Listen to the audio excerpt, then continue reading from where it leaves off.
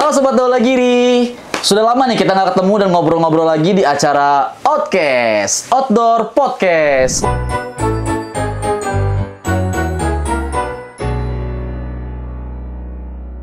Oke, di kesempatan kali ini saya nggak sendiri karena hari ini saya akan membahas topik yang sangat fenomenal banget. Karena kita akan membahas topik tentang NTB. Nah, kita akan mengundang salah satu narasumber yang katanya baru pulang dari trip NTB nih. Siapa dia?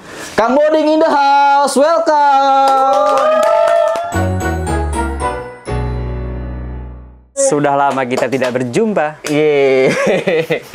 Nah, jadi Sobat Daulagiri sekalian, seperti yang kalian tahu bahwa Kang Boding ini baru selesai ngelakuin trip ke NTB nih katanya, Kang. Betul, Mas Bano. Iya, jadi dari baru pulang sekitar 1 minggu yang lalu. Baru banget, masih anget-anget nih ya. Oke, tapi mungkin setelah video dirilis mungkin udah beberapa bulan kali ya. Nah, oke, Kang.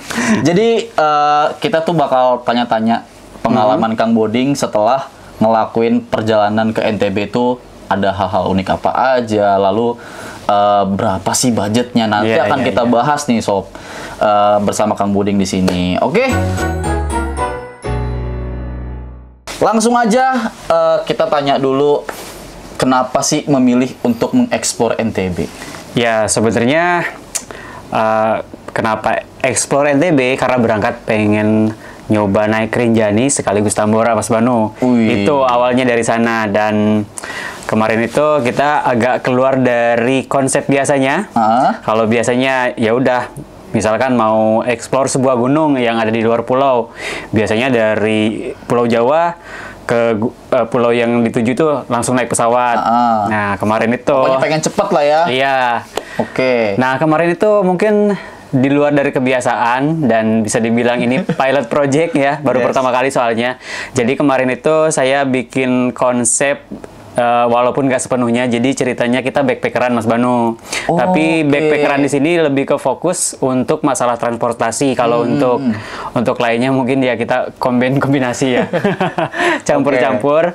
Jadi kemarin itu kita ke NTB. Sempat naik Gunung Rinjani, sempat Tambora juga, jadi total perjalanan sekitar 20 hari, jadi lumayan. Tunggu. Sampai 20 hari? Ya, betul. Dari berangkat, saya berangkat dari rumah itu 27 Juli dan kembali ke rumah lagi di 15 Agustus. Wow. Berarti ya hampir 20 hari. Luar biasa, lumayan. 20 hari. Tapi kalau ketika explore gunung kayak gitu, explore aku sebutnya explore NTB ya. Iya. Ketika explore NTB kayak gitu, itu biasanya apa aja sih Kang yang kalau kita nih sebagai orang awam perlu mempersiapkan di awal gitu ya? Karena kan kalau kita ngelihat Kang Boding, mungkin Kang Boding udah sering trip, udah sering berpergian gitu kan. Nah, mungkin udah paham nih. Oh, saya harus siapin A, B, C. Nah, tapi kalau mungkin sedikit tips buat teman-teman Sobat Daulagiri semua yang masih baru mau coba pengalaman pertama, apalagi kaitannya tadi ada pilot project, itu nggak naik pesawat ya? Nggak naik pesawat. Nah, artinya kan pasti banyak banget nih preparation yang dilakuin. Nah, mungkin bisa diceritain nih Kang, apa-apa aja sih preparationnya? Lebih ke riset, terutama untuk masalah transportasi. Karena yang pertama yang kita harus tentuin dulu tujuannya kita mau kemana aja. Karena memang ya seperti teman-teman atau Sobat Daulagiri juga tahu, kalau saya memang lebih concern untuk naik gunung. Jadi memang tujuan utamanya kemarin ada Gunung Rinjani sama Gunung Tambora. Jadi preparation yang paling utama itu kita riset dulu transportasi. Jadi kalau misalkan kayak mau ke Lombok katakanlah, kita harus naik transportasi apa aja. Dan lanjut dari Lombok ke Tambora, naik transportasi apa lagi. Jadi itu yang pertama mungkin lebih ke transportasi. Yang kedua budget, perkiraan budget. Karena jangan sampai kita di rumah orang lain, di tempat orang lain kita kehabisan gitu. Jadi mesti benar-benar mikirin budgetnya gitu. Betul, budget juga harus dipikirin. Berarti pertama tadi adalah destinasi, lalu transportasinya. Betul, yang ketiga baru budget. Baru budgeting. Iya, betul. Nah, terus yang soal explore NTB kali ini, katanya kan tadi pengalaman perdana juga. Iya, betul. Tidak naik pesawat gitu ya? Iya. Jadi lewat darat istilahnya. Lewat darat walaupun gitu ya. Ada nyebrang kapalnya pakai kapal laut gitu. Pakai kapal laut. Oke, itu bisa diceritain nggak sih Kang? Apa aja tadi kan the preparation, terus keseruan perbedaan antara naik pesawat langsung sama trip yang baru dilakuin ini? Feel-nya lebih dapet estafet kayak gini ya, kalau misalkan kayak gitu? Iya betul, kalau menurut saya ya, karena mungkin selama perjalanan itu kita ada dinamika naik turun, jadi ya mungkin pada saat kita ngejalanin kita ada rasa capeknya, ada sedihnya gitu. Tapi ketika sudah pulang setelah selesai, justru itu yang bikin kangen. Malah ngangenin. Iya betul. Oh, oke. Beda cerita kalau misalkan naik pesawat. Saya ambil contoh waktu ke Kerinci. Dari Jakarta langsung naik pesawat ke Padang, dari Padang tinggal ganti travel, langsung sampai base camp, ya udah gitu, cuma gitu-gitu aja kan. Oh, benar-benar singkat gitu. Iya, kita nggak tahu apa-apa, nggak tahu informasi kayak transportasi umum tuh pakai apa aja gitu. Kita nggak tahu karena semuanya udah langsung cut to cut gitu kan. Sementara sekarang kita benar-benar harus riset. Harus cari plan A, plan B. Kalau misalkan nggak ada angkutan ini, kita harus ngapain? Nah, ini untuk nih, solusinya. aku yang pengen aku gali lebih dalam nih. Betul. Mungkin Kang Boding bisa ceritain dong, experience-nya, apa? Aku sebutnya ngeteng kali ya? Iya, ngeteng. Ngeteng atau ngecer tuh, gitu ya. Dari Bandung sampai ke NTB tuh gimana prosesnya?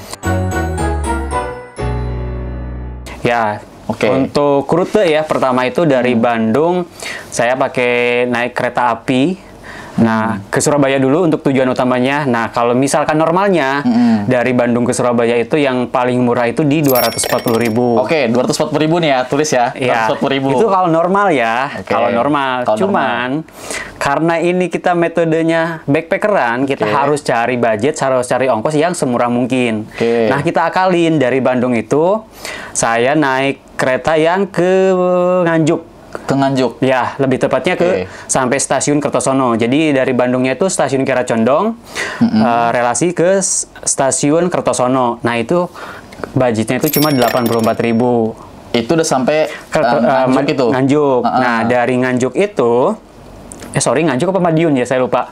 Ya itulah pokoknya. Ya, pokoknya nanti ada pembenarannya ya. Stasiun Kertosono pokoknya. Nah, dari stasiun Kertosono kita lanjut lagi naik kereta api lokal ke Surabaya. Itu cuma 12.000. Jadi tadi 84 ditambah 12 cuma 96. 96.000. Ya. Bandingkan kalau misalkan dari Bandung langsung ke Surabaya 240.000 paling murah itu ya, yang kelas ekonomi. 240 dibandingkan dengan 96.000 itu udah bisa menghemat berapa persennya kan? Wih, luar biasa. Berarti itu benar-benar di riset tuh ya. Itu harus benar-benar. Tiket kereta api aja kita hampir riset ya. Iya, harus riset. Nggak boleh. Jadi kalau langsung dari Bandung Surabaya 240.000. Tapi kalau misalnya tadi pakai metode pisah-pisah tadi berapa tempat jadi lebih murah. Ya, memang konsekuensinya waktunya bisa sedikit lebih lama. Panjang. Ya, tapi karena kita nyari yang murah ya it's okay gitu. Berarti disclaimer dulu ya. Iya, betul. Trip kali ini tuh buat teman-teman yang udah nggak mikirin cutinya. Iya, betul. Cuti, jadi kalau kaum bekerja tolong jangan diikuti dulu. Di skip dulu ya. Di skip dulu. Tapi kalau yang punya banyak waktu luang, monggo. Nah, ini mungkin jadi salah satu preferensi ya. Preferensi buat trip ke Rinjani dengan budget efisien. Oke, lanjut Kang. Lanjut setelah sampai Surabaya, kita bisa naik ojek online untuk ke pelabuhan. Tapi sebenarnya ada alternatif lain. Ada kayak semacam kereta feeder gitu. Itu cuma 5.000. Dari stasiun sampai ke pelabuhan itu.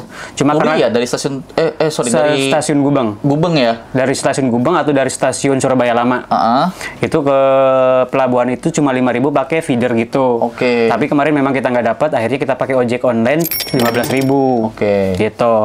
Nah, dari pelabuhan Tanjung Perak Surabaya, kita nyebrang ke Lombok sampai pelabuhan Lembar, kita itu naik kapal ferry gitu.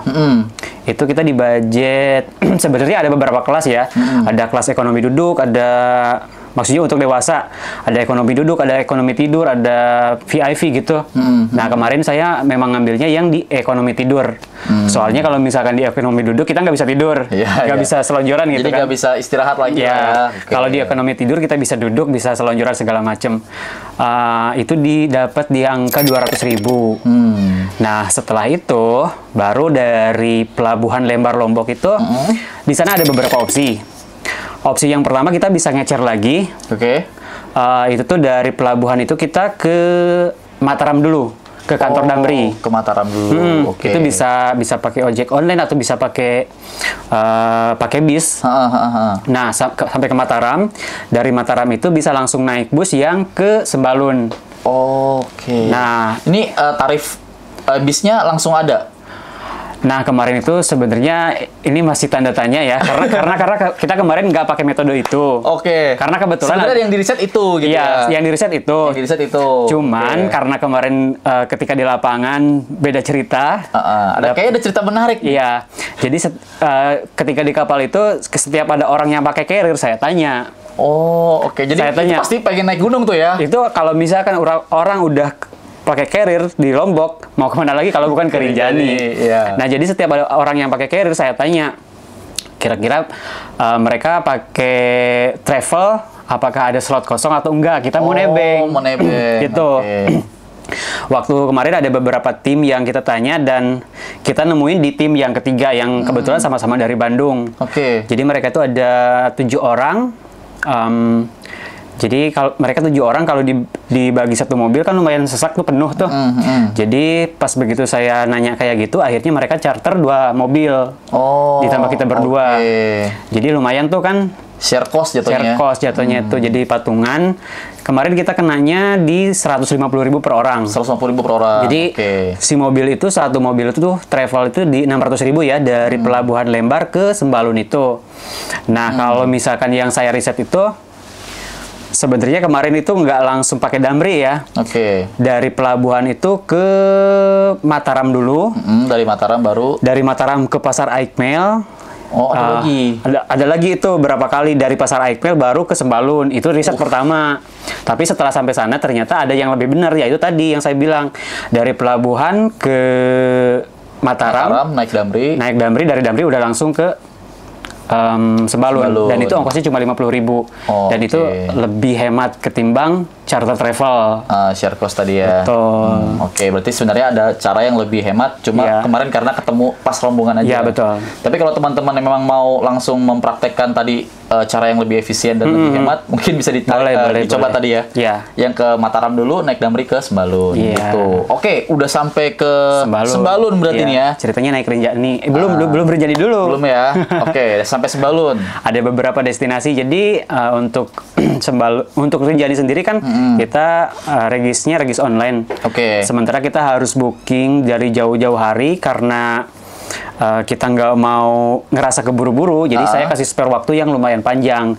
Jadi sampai Sembalun itu sebelum beberapa hari sebelum pendakian ke Rinjani itu masih ada spare waktu. Jadi masih di sana jalan-jalan dulu, explore dulu gitu ya. Digunakanlah untuk naik ke Bukit Anak Darah sama Bukit Pergasingan. Oke. Jadi ada kalau di sana disebutnya bukit, kalau kita gunung. Oh, di sana sebutannya bukit. Iya. Ya, karena ketinggiannya mungkin masih kalau kita nilainya gunung kalau udah ketinggian segitu kan lumayan. Oke. Jadi sempat ada 2 gunung yang kita daki sebelum ke Rinjani kemarin seperti itu. Itu memakan waktu berapa lama tuh, Kang? Untuk 2 gunung tadi? Kalau yang 2 bukit tadi. Iya. Kalau yang di Anak Darah itu saya nge-camp dulu 1 malam. Nah, kalau yang Bukit Pergasingan cuma tektokan. Oh, tektok. Ya, untuk trekking rata-rata di 2-3 jam sih sebenarnya, nggak terlalu. Trekkingnya 2-3 jam. Ya, memang nggak terlalu tinggi. Nah, berarti bisa jadi buat teman-teman yang nanti mau ke Rinjani tapi punya banyak waktu, boleh dicoba tuh cara Kang Boding. Jadi mau explore banyak bukit di sana. Kalau mau sekalian Seven Summit, Sembalun bisa juga. Nanti dapat sertifikat katanya. Oh gitu? Nggak tahu buat apa sertifikat. Oke Kang, lanjut lagi. Tadi kan udah sampai ke Sembalun, terus explore bukit yang ada di sana. Iya. Nah, setelah itu baru di hari keberapa itu kan? Itu pindah-pindah. Aku penasaran biaya untuk pindah-pindah dari tadi bukit-bukit sih. Iya. Kalau untuk yang Bukit Anak Darah sama Pergasingan itu saya masih stay di lokasi yang sama. Paling untuk ke base campnya kita naik ojek cuma sekitar 15.000, 10.000. Oh, oke. Ya, satu motor 10.000 waktu ke Anak Darah. Cuman karena jauh saya kan lebihin 15.000 nggak apa-apa. Oke. Gitu. Dan jadi memang ada tambahan biaya untuk tadi ya trip ke bukit-bukit tadi gitu ya. Oke. Dan menurut saya itu masih sangat-sangat worth it untuk jarak segitu. Ojek cuma 15.000 itu lumayan jauh. Soalnya pulangnya kita jalan kaki hampir 1,5 jam. Waduh, jalan kaki. Jarak yang ditempuh ojek tadi itu ya? Iya, betul. Luar biasa. Itu sih mending prefer naik ojek ya, Sob ya? Iya. Oke. Terus singkat cerita langsung pendakian ke Rinjani. Betul. Gimana tuh Kang? Nah, kita ke Rinjani pendakian selama 4 hari 3 malam dan ya alhamdulillah kita dapat cuaca bagus. Padahal di hari pertama sampai Sembalun itu cuaca udah mulai kabut gitu. 2 hari pertama tuh pokoknya kabut. Bahkan waktu naik ke Anak Darah itu sempat hujan. Waduh. Udah agak-agak pesimis nih. Gimana nih besok pas kita ke Rinjani gitu. Tapi alhamdulillahnya pas begitu kita naik Rinjani selama 4 hari 3 malam itu full cerah. Di Pelawangan dapat sunset. Di puncak dapat sunrise, pokoknya alhamdulillah banget. Komplit ya? Ya komplit, walaupun ya di ujungnya ada sedikit tragedi. Waduh, tragedi apa nih? Tragedi yang ya resiko sih sebenarnya. Oke. Jadi drone saya crash dan nggak ketemu, hilang. Wah. Gitu, drone yang udah. Posisinya di mana tuh pas crash? Posisinya itu di Sungai Propok yang jalur mau ke Torean. Oh. Itu di hari ketiga berarti. Yang perbukitan itu ya? Iya betul, yang bukit-bukit. Kalau orang bilang itu kayak apa namanya? Jurassic Park gitu. Jurassic Park. Iya. Oke. Nah, di sana harusnya di sana dapat shoot drone yang epic, keburu crash, keburu hilang, ya udah akhirnya wassalam. Nah, itu dia tuh. Kita kadang udah berencana tapi kadang ada faktor-faktor lain yang memang kita masih belum bisa dapat gitu ya. Tapi untungnya sih yang file-file yang sebelumnya yang udah dapat itu masih aman karena setiap kali habis terbang file selalu saya backup. Nah, jadi hal nih. wajib banget nih. Iya ya. Ini salah satu tips lagi nih yang bagus dari Kang Boding nih ya. Jadi kalau misalnya kalian cuma punya 1 drone dan takut drone-nya kalian crash, takut kenapa-napa, nah itu bisa tuh ditiru caranya tadi. Jadi memang begitu kejadian ya nyesek pasti, cuman karena balik lagi mikir lagi file yang sebelumnya yang momen sunset, sunrise itu udah di backup, jadi gitu jadi agak sedikit berkurang rasa sakit hatinya betul. Oke. Nah, tapi selama pendakian itu maksudnya aman-aman aja kan ya? Aman-aman aja, alhamdulillah. Nggak ada kejadian atau aman. Kendala apapun gitu ya? Lancar perjalanan. Lancar banget gitu. Terus kalau misalnya Rinjani sendiri, ini adalah pendakian keberapa sih kalau ke Rinjani? Alhamdulillah ini pendakian yang kedua. Berarti sebelumnya udah pernah ke Rinjani sebelumnya ya? Di tahun akhir 2021 kayaknya. Waktu itu masa pandemi. Udah sempet ke Rinjani, tapi ya itu mode cepat. Oh, yang tadi pakai pesawat itu ya? Mode cepat. Jadi ya kesannya itu nggak se-memorable yang sekarang gitu. Lebih banyak cerita sekarang yang lebih bisa banyak diceritain betul, gitu ya, betul. bisa disiarkan ke teman-teman. Kalau yang dulu ya udah naik gunung aja, setelah beres naik gunung balik lagi, udah pulang itu selesai. Kalau yang sekarang kan setelah turun dari Rinjani itu lanjut ke Tambora, perjalanan masih jauh. Tunggu nih. Habis dari Rinjani itu istirahat dulu atau langsung ngegas nih? Istirahat 1 malam, mungkin bukan jatuhnya istirahat ya cuma istirahat karena sampai Torean itu jam 12 siang.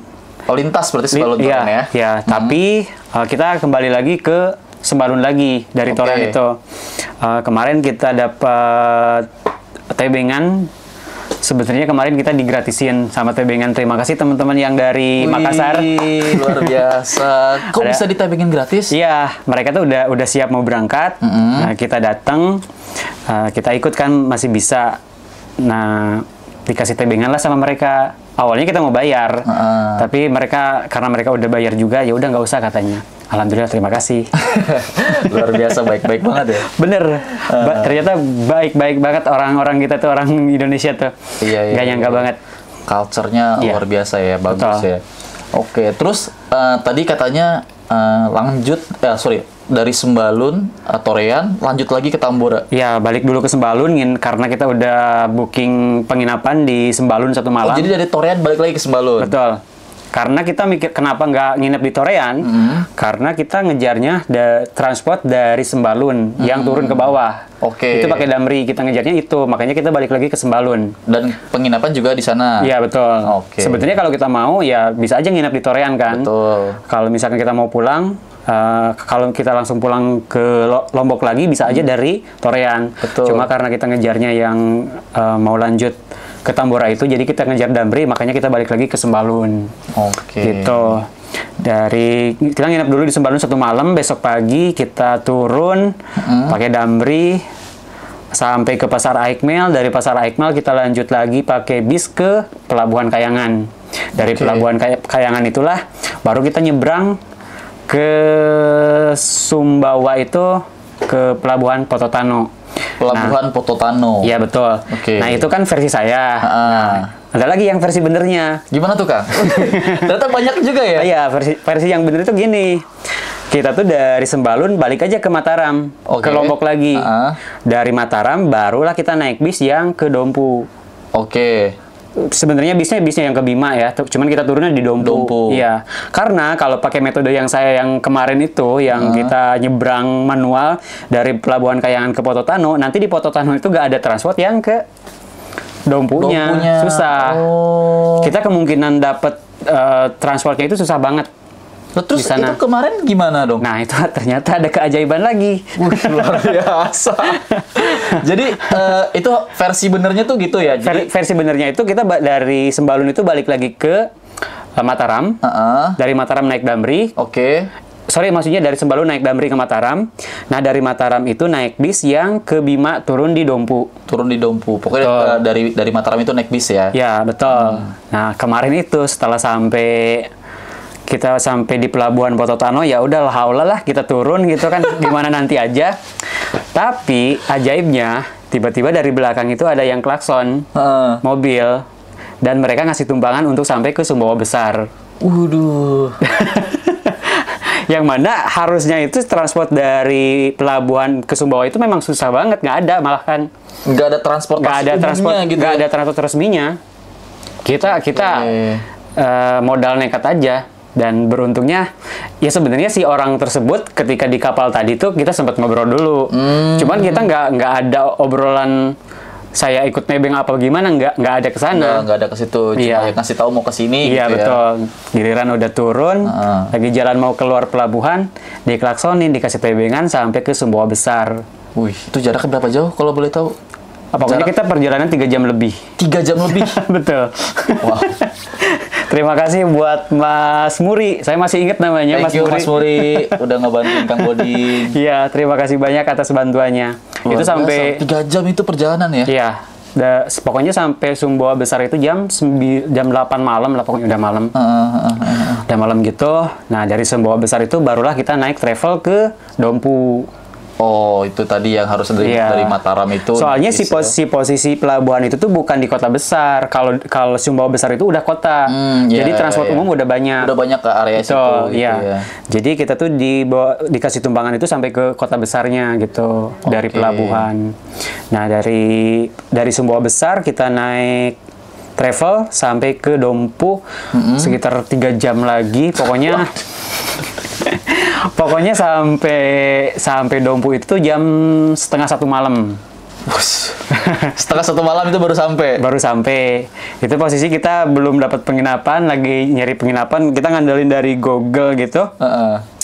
Kita udah jalan dari turun kita travel itu, kita jalan sekitar hampir 2 kilo. Itu cari penginapan karena ada muncul di Google nih. Begitu sampai kita udah jalan udah 1,5 jam lebih nih. Begitu sampai di penginapannya, ternyata udah penuh penginapannya. Aduh. Dan kita disaranin untuk balik lagi ke tempat semula, katanya di sana ada. Nah, di proses itulah kita awalnya ya udah kita balik lagi ke tempat semula, tapi pas itu posisi 1:30 malam ya? Ya, mungkin udah jam 1 kalau pas setelah sampai penginapan yang ternyata full itu. Itu kok keadaan jalannya sepi atau memang masih sepi banget. Jauh lah di Jawa, iya, jauh banget. Itu kondisi sepi banget, dan di saat proses mau balik lagi ke tempat semula itulah tiba-tiba kita ngelihat masjid tuh. Ada masjid tuh. Ada yang masjid tuh. Kita keidean. Ya udah akhirnya tidurlah sebenarnya saya nggak tidur. Teman saya tidur. Awalnya kita suruh gantian. Teman saya tidur, ya udahlah di masjid. Ada yang jaga gitu gitu ya. Saya daripada nungguin nggak ada kegiatan, akhirnya saya sambil bersihin masjid gitu kan, sambil nyapu ngepel masjid malam-malam gitu. Dan ya udah akhirnya sampailah waktu subuh. Setelah waktu subuh kan banyak jemaah yang mau sholat masjid. Mereka bilang kenapa nggak tidur di dalam aja gitu. Ya kita tahu diri, kita istirahatnya di luar. Oh, oke. Seperti itu. Barulah Jadi bener-bener nggak sampai dapat penginapan, akhirnya nginep di masjid. numpang istirahat. Numpang istirahat di masjid gitu. Barulah besok paginya kita Pagi harinya baru berangkat. Nah, kita kan nanya dulu karena siapa tahu ada informasi gitu kan, ada bis jam berapa aja. Mereka bilang bisnya cuma ada 2 keberangkatan tuh. Setiap pagi itu cuma 2 keberangkatan. Jam 8 sama jam 9. Kita dari jam 7 itu udah standby pinggir jalan. Kita nggak tahu kalau misalkan ada beberapa jurusan ya.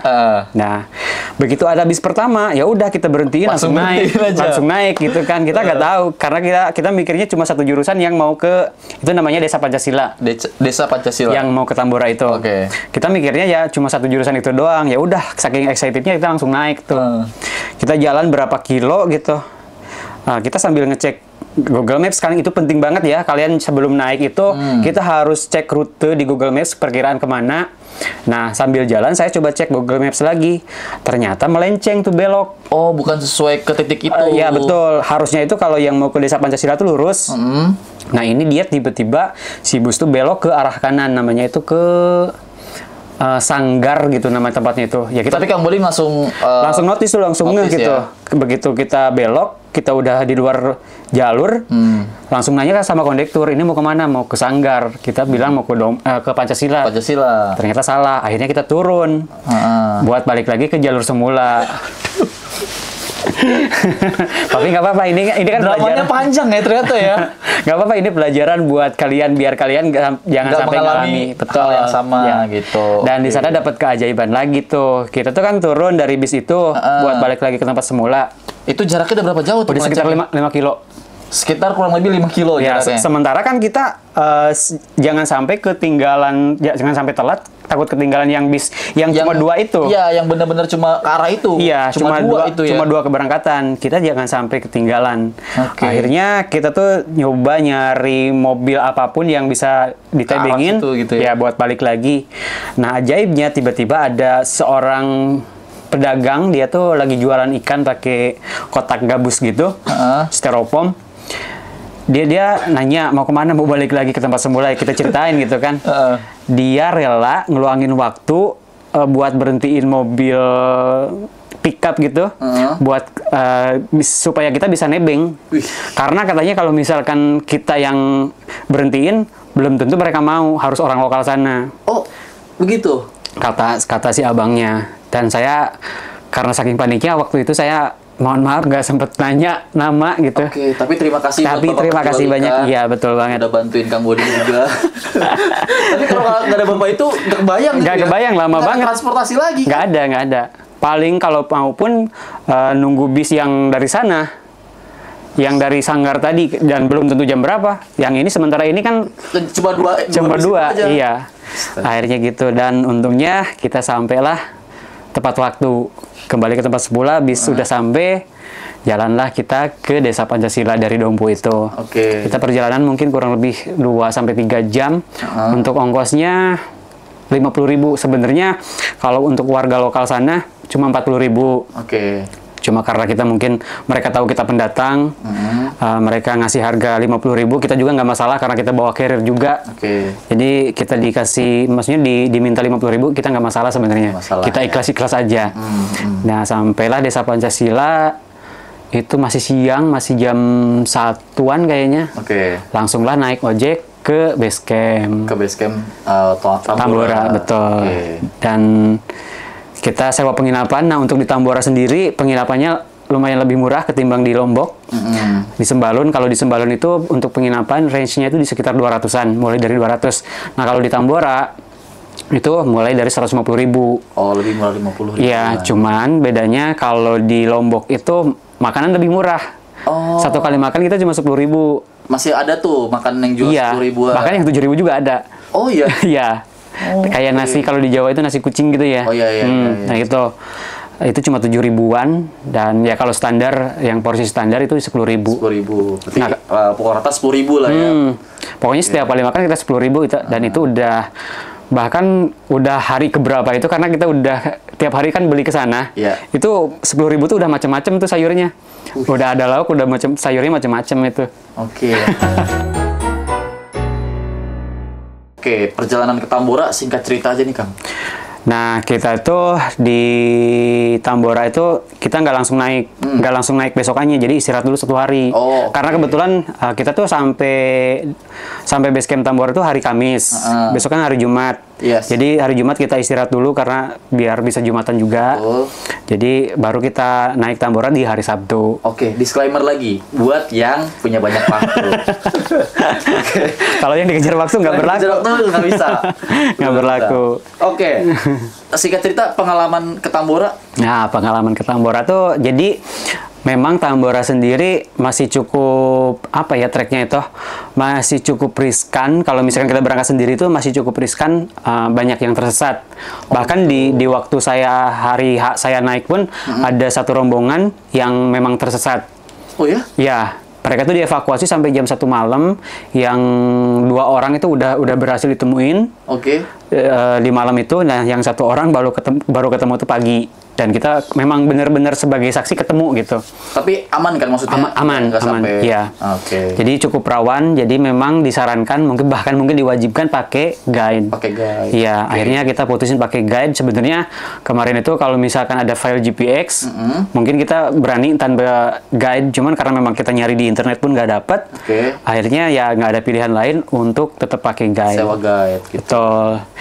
Nah, jadi kemarin itu ini ada yang lucu, menurut kita lucu ya, menurut pemirsa nggak tahu. Menurut pemirsa nggak tahu. Jadi kita tuh sewa guide itu bapaknya, orang-orang yang sudah dewasa yang udah pengalaman lah gitu. Ya bisa dibilang rangernya Tambora lah gitu. Kita ordernya dia. Nah, besok pagi pada saat kita mau trekking, dia kan harus dianterin kita, maksudnya bahkan kita pun harus pakai ojek sampai ke pintu rimba. Kalau kita pakai tukang ojek, nah kalau si guide ini dianterin sama anaknya ceritanya. Nah, begitu kita sampai di pintu rimba, saya nyeletuk. Saya kan sebenarnya udah tahu waktu Jumatan kemarin kan udah dikenalin itu anak saya. Gitu. Saya nyeletuk, kenapa nggak sama dia aja, nunjuk ke anaknya gitu. Dan ternyata si anak itu memang mau juga. Memang mau. Iya. Dan mungkin kebetulan memang si bapaknya pun entah capek atau gimana karena kemarin malam kan habis evakuasi yang tersesat itu ya. Iya betul, sampai jam 1 malam itu. Mungkin dia masih capek, akhirnya gantian lah.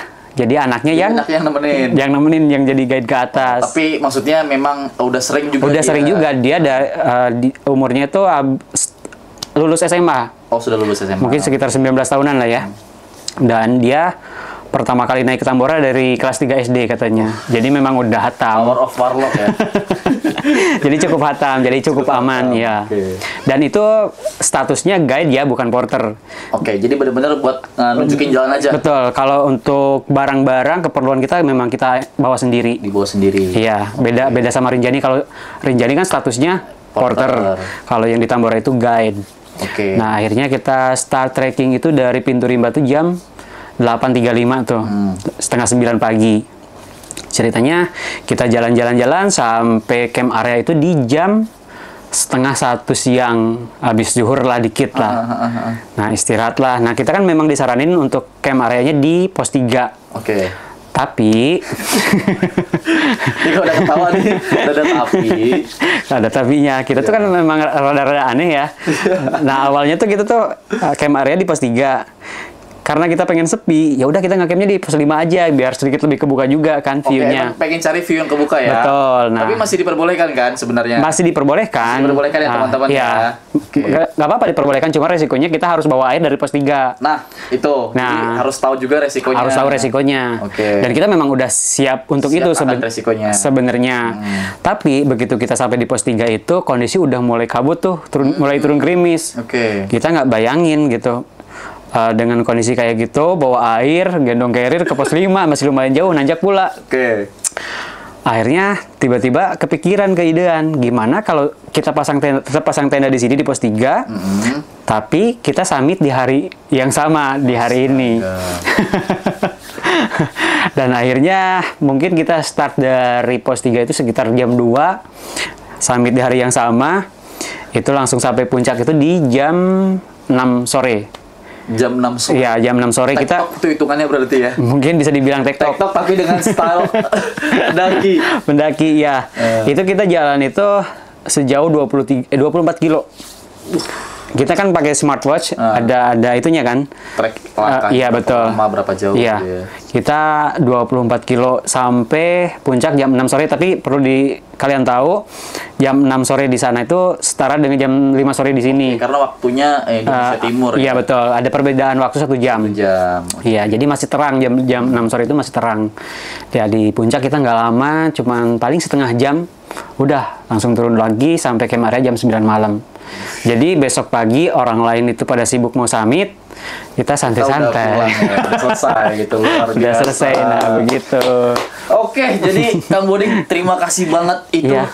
Experience yang luar biasa. Iya. Tapi kita nanti bakalan kasih tahu ke Sobat Daulagiri semua kalau bagi kalian yang mau coba itu kita nanti bakal bikinin apa ya namanya? Iya, mungkin kalian harus cari tahu referensi dulu, salah satunya dari video kita nanti bakal tayang di channel saya sama channelnya Daulagiri. Nah, itu Betul. nanti kalian bisa lihat lagi Biar lebih detailnya ya. persiapan-persiapan apa Iya. aja yang perlu kalian lakuin. Nah, Iya. kita langsung closing Boleh.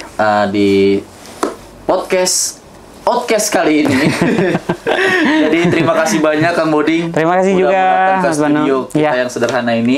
Semoga bisa datang lagi. Amin, amin, dengan amin, amin. menceritakan experience. Iya. Aduh, sampai kelibet. experience lainnya Iya. setelah mendaki gunung-gunung di Indonesia terutama. Amin. Sehat-sehat terus Kang Boding. Terima kasih, Mas Bano. Assalamualaikum. Terima kasih. Dadah.